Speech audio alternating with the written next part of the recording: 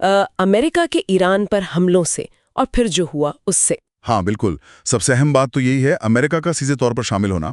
इसे operation midnight hammer कहा जा रहा है। अमेरिका ने इजराइल के साथ मिलकर रात भर में ईरान के 3 खास परमाणु ठिकाने हैं, नेफोडो, नतान्स और इस्फहान, उन पर बड़े सटीक हमले किए। ये वो जगह हैं जो ईरान के परमाणु कार्यक्रम के लिए बहुत जरूरी मानी जाती हैं। हाँ, और अमेरिकी राष्ट्रपति ट्रंप का बयान तो काफी सीधा था। उन्होंने कहा कि ये ठिकाने पूरी तरह नष्ट कर दिए गए हैं। बिल्कुल, लेकिन अमेरिकी रक्षा सचिव ने इसे थोड़ा कह सकते हैं सधेवे तरीके से पेश किया। उनका कहना था कि मकसद ईरान के परमाणु कार्यक्रम को धीमा करना है, न कि वहां कोई सत्ता परिवर्तन करना। अच्छा, ये शायद दुनिया की प्रतिक्रिया को देखते हुए कहा गया होगा। हाँ, लगता तो यही है। और ईरान ने भी फौरन जवाब दिया। इजराइल पर 20 से ज्यादा बैलिस्टिक मिसाइलें दागीं। इससे दर्जनों लोग घायल भी हुए। और एक घटना जो बहुत चिंताजनक थी वो 19 जून को हुई। बिरशेबा का सोरोका अस्पताल, उस पर हमला हुआ शायद सिज्जिल मिसाइल से। मरीज थे, स्टाफ था, वो घायल हुए। इसे लोग बाल बाल बचा नरसंहार कह रहे हैं। हालात वाकई बहुत गंभीर हैं, खासकर जब नागरिक ठिकानों पर हमले हों। ये तो वाकई बहुत भयानक है। अच्छा, दुनिया भर से इस पर क्या कह रहे हैं लोग? जाहिर है सबकी राय एक जैसी तो नहीं होगी। नहीं, बिल्कुल नहीं। प्रतिक्रियाएं काफी बटी हुई हैं। रूस और चीन ने तो खुलकर अमेरिकी हमलों की निंदा की है। उनका कहना है कि ये अंतर्राष्ट्रीय कानून का उल्लंघन है सीधा सीधा। दूसरी तरफ यूरोप के देश हैं, यूके, जर्मनी, फ्रांस, ईयू, वो कह रहे हैं कि तनाव कम करो, बातचीत करो। ब्रिटेन के जो प्रधानमंत्री हैं स्टारमर, उन्होंने साफ साफ डी एस्केलेशन तनाव घटाने की बात की है।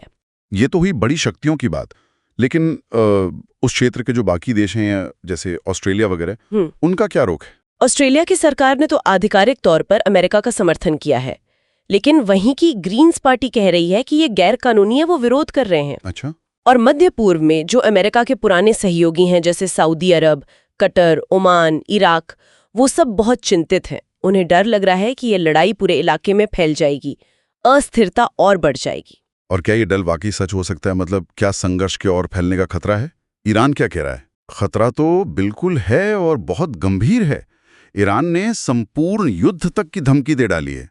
इसका ये हो सकता है कि वो बहरीन या इराक में जो अमेरिकी ठिकाने हैं उन पर हमला करे, या फिर हॉर्मुज जलडमरू मध्य, वो रास्ता जहां से दुनिया का बहुत सारा तेल जाता है, उसे बंद करने की कोशिश करें। ओह, वो तो बहुत बड़ा कदम होगा। हाँ बिल्कुल, इसलिए खाड़ी देश एकदम हाई अलर्ट पर हैं। और सुनने में आया है कि बहरीन में अमेरिकी नौसेना भी पूरी तैयारी में है। ये तो हुई सीधी लड़ाई की बात। क्या पर्दे के पीछे भी कुछ चल रहा है, कोई खुफिया कार्रवाई वगैरह? हाँ, ऐसी रिपोर्ट्स हैं।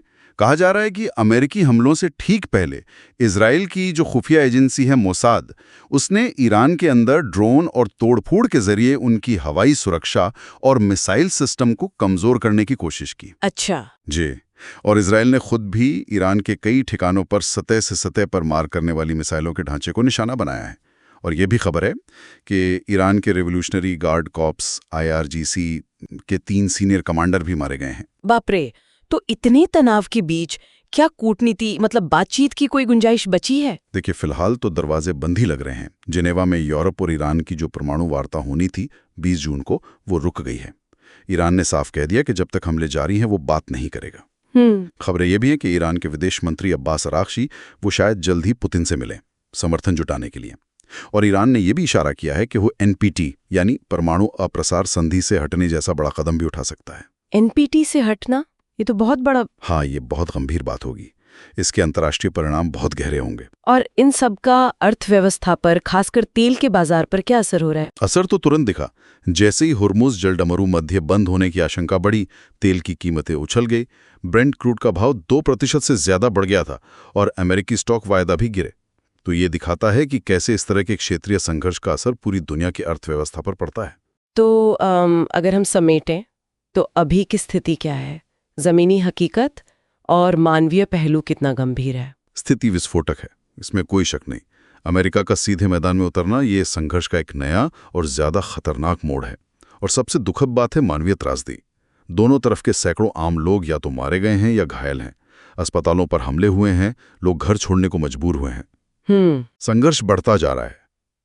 और अब ये डर भी है कि ये प्रॉक्सी युद्ध, परोक्ष लड़ाई के तौर पर और फैलेगा। बिल्कुल। हालांकि बड़ी ताकतें और अंतर्राष्ट्रीय संस्थाएं लगातार कह रही हैं कि संयम बरतें, बातचीत करें, पर अभी उसका असर दिख नहीं रहा है। तो सार यही है कि यह संघर्ष एक बहुत ही नाजुक और खतरनाक मोड़ पर है। अमेरिका सीधे शामिल है और पूरे क्षेत्र में इसके फैलने का खतरा है। कूटनीति के रास्ते फिलहाल बंद हैं। बिल्कुल। और ये सारी घटनाएं हमें सोचने पर मजबूर करती हैं कि वैश्विक शक्ति संतुलन कैसे बदल रहा है, अंतर्राष्ट्रीय कानूनों की अपनी सीमाएं क्या हैं, और सबसे बड़ी बात, एनपीटी जैसी जो वैश्विक संधियां हैं, उनका भविष्य क्या है जब बड़ी ताकतें ही आपस में इस तरह उलझ जाएं। ये कुछ ऐसे सवाल हैं जिन पर शायद दुनिया को अब गंभीरता से सोचना हो।